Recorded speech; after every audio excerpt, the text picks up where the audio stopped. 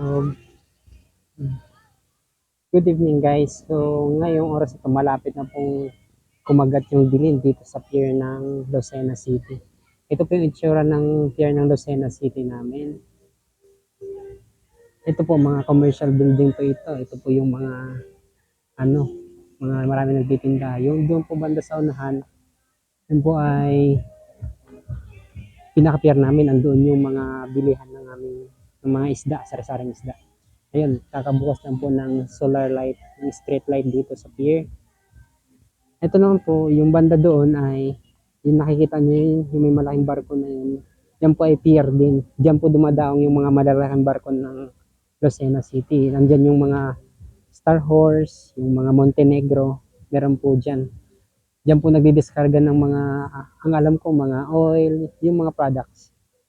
Tapos, dito ba banda, yung nakikita mo yung mga malalaking sasakyan na yun, yung nandun banda, mga tawag po doon ay mga pangulong. Yun po yung mga malalaking sasakyan na mangingisda na marami kong kumuha ng mga isda, yung malalaking palaisdaan yan. Tapos ito naman yung mga sasakyan pandagat ng mga ordinaryong Pilipino dito sa Lucena City.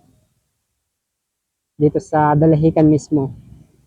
Ito yung mga ordinary na sasakyang pandagat na mga mangingisda.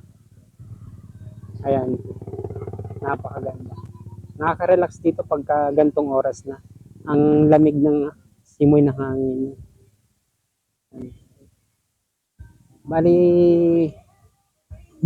kada weekend po pala merong event dito. Diyan banda. May events sila dyan. Basta weekend po. Okay.